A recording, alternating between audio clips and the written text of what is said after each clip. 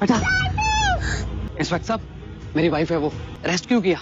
बात क्या है? इन सब का कहना है कि आपकी वाइफ इस बच्ची के पीछे भाग रही थी और बच्ची रो रही थी, तो हमें तो अपनी ड्यूटी करनी थी ना। बड़ी फुर्ती दिखाई आपने अरेस्ट करने में। पहले छोड़िए मेरी वाइफ को। एक मिनट बेटा, छोड़िए ना। अरमान को हुआ रणविजय और आलिया के रिश्ते पर शक, आसमा पता लगाएगी अरमान की मां का सच। हेलो दोस्तों, मैं हूं खुशी सिंह और आपसे विकास स्वागत करती हूं हमारे चैनल पर।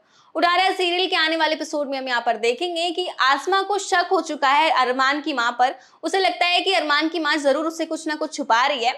देखिए, जब ये कह रही थी कि ये इसकी बेटी है, तो आपको मानना चाहिए था ना। अजी ऐसे कैसे मान लें? बच्ची को भी तो कुछ बोलना चाहिए था ना। बच्ची तो चुपचाप खड़ी थी, हमने बहुत बार पूछा इससे।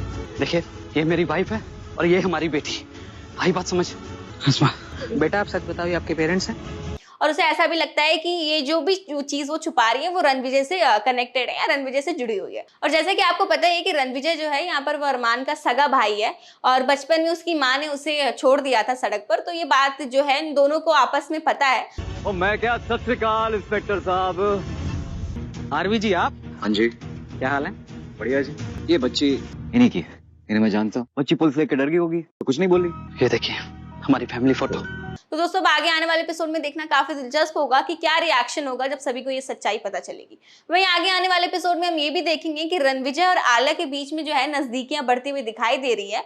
और यहाँ पर हम देखेंगे कि दोनों पार्क में भी जाते हैं और यहाँ पर आलिया का पैर फिसलता है, वो उसकी बाहों में गिर जाती है और इसी बीच यहाँ पर अरमान भी आता है और उसे काफी ज्यादा शक हो जाता है इन दोनों के रिश्ते पर। होगी तसल्ली? आप दोनों ने कह दिया जी तो हमने मान लिया। गाली खत्म है जी। बढ़िया है जी, thank you so much. Take care.